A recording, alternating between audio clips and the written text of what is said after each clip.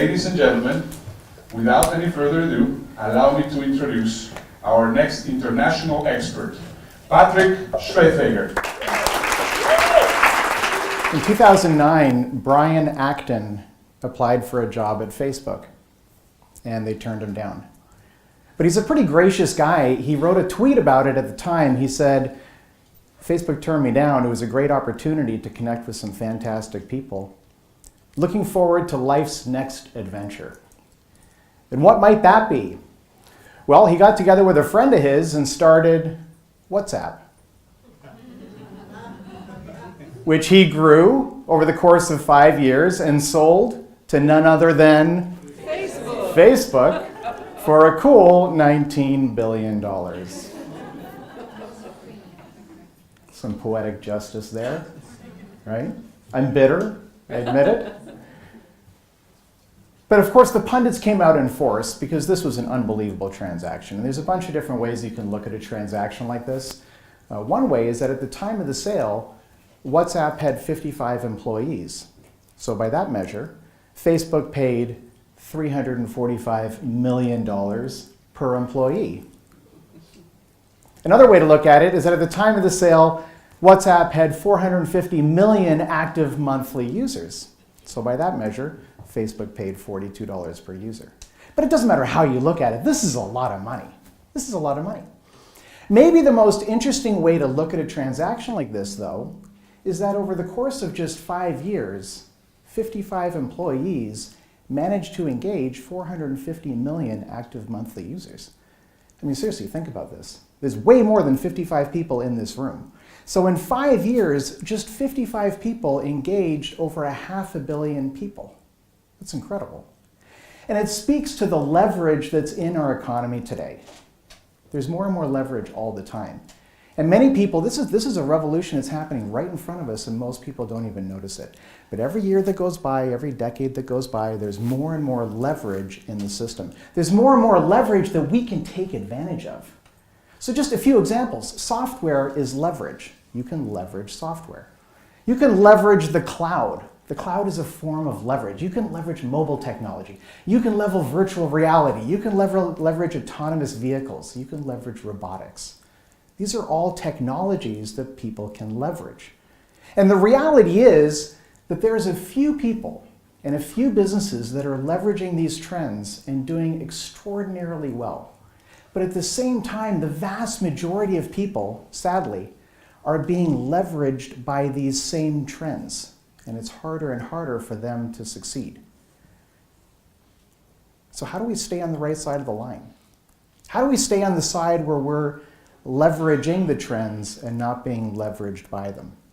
And a lot of it starts right up here. It starts with our mindset as individuals, right? And one of the keys is to think bigger, to think way bigger about what's possible. Because we live in exponential times. We don't live in linear times anymore.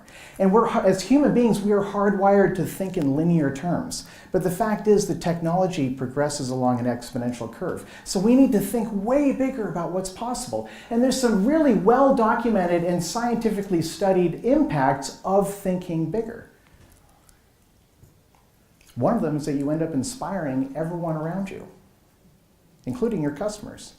When you think way bigger, you inspire your customers, you inspire your employees, you inspire your competitors when you embrace huge goals.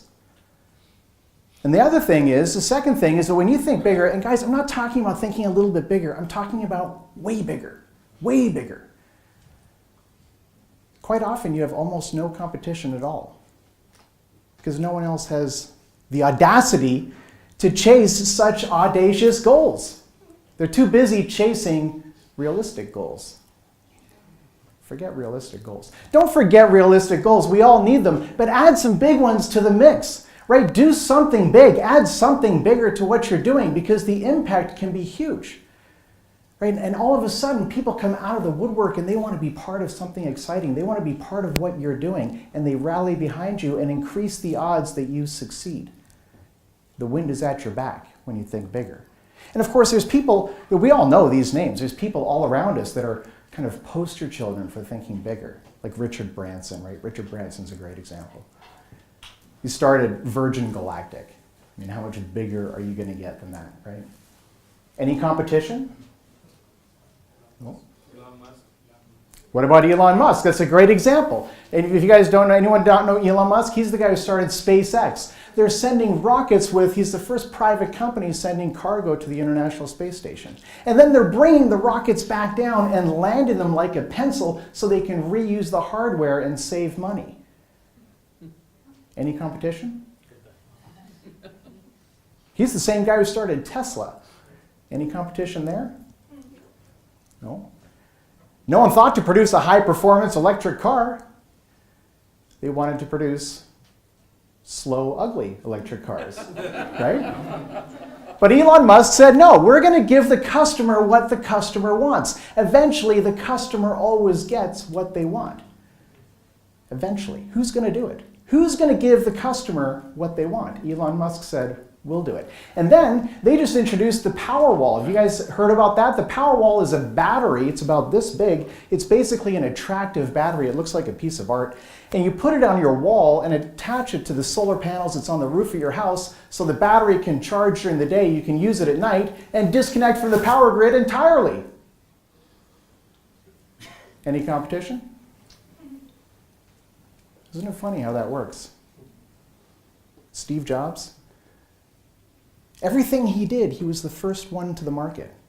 Because he was the one to think bigger. He was the one who said, I'll do it the big way. I'll give the customer what they want.